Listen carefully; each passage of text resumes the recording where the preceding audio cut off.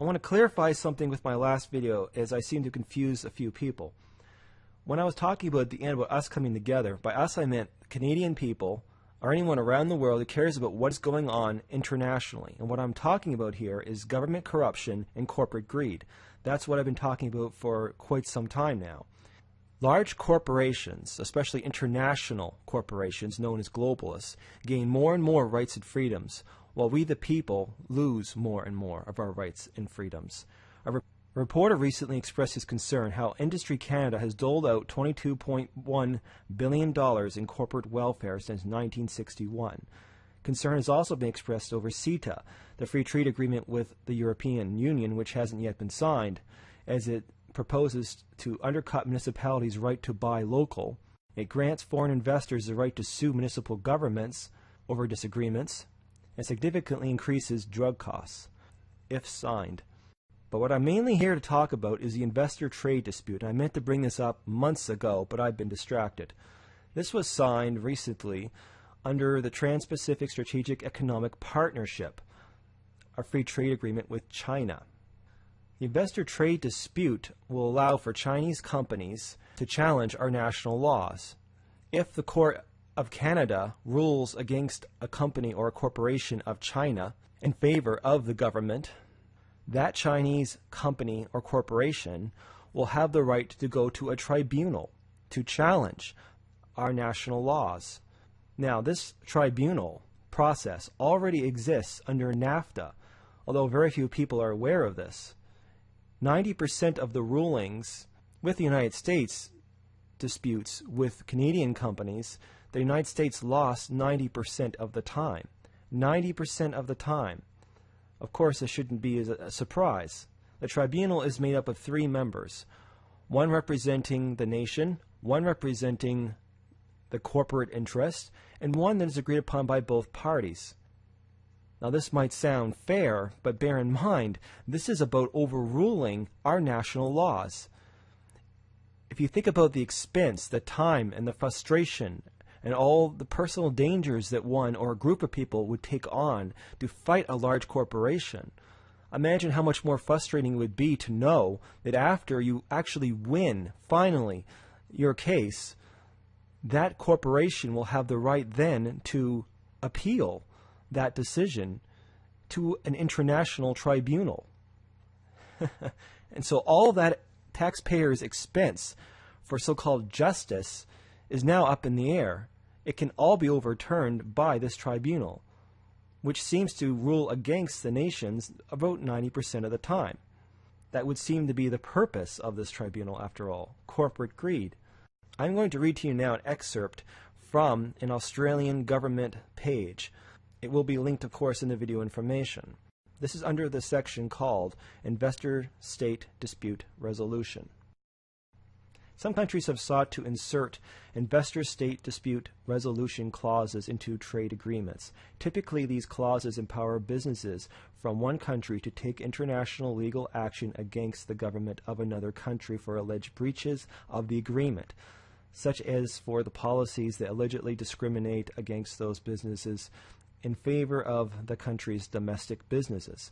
The Gillard government supports the principle of national treatment, that foreign and domestic businesses are treated equally under the law. However, the government does not support provisions that would confer greater legal rights on foreign businesses than those available to domestic businesses. Nor will the government support provisions that would constrain the ability of Australian governments to make laws on social, environmental, and economic matters in circumstances where those laws do not discriminate between domestic and foreign businesses.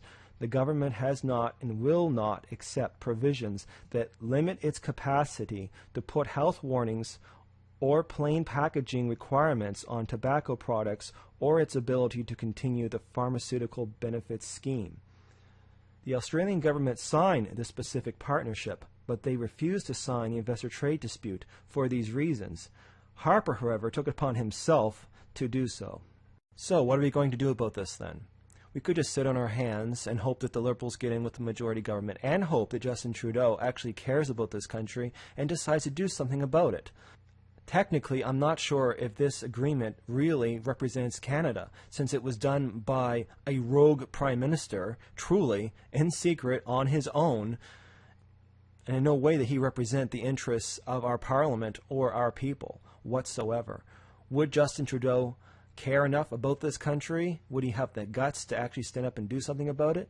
Maybe, but that's a big if.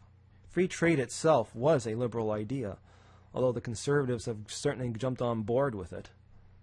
All free trade manages to do is to allow international companies and corporations to buy up other companies from other countries, as well as in some cases actual property previously owned by foreign governments.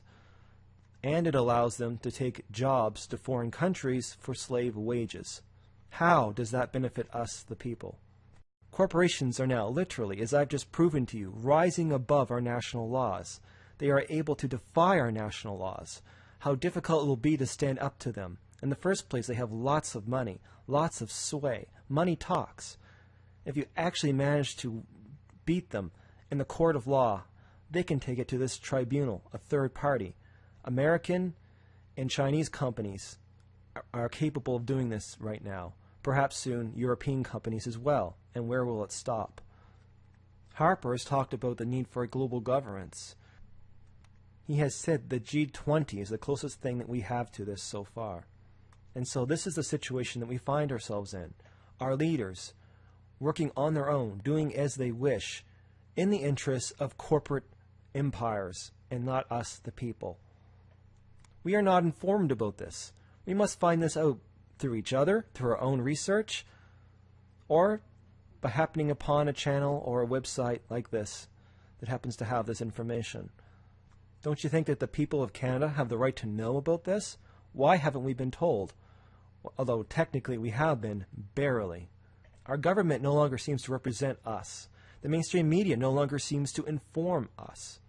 The business world is, of course, only interested in its own interests, meaning money and power, so they can obtain more money. And so where does that leave us? It leaves us on the outside, looking in. But united, we might actually do something about this. Protesting can't hurt, but it's only a start. I am, of course, not encouraging violence here, but we must take some kind of action. Spreading this information, informing each other, is important. So please spread this information, please inform other people, and let's talk about what we might do to put an end to this.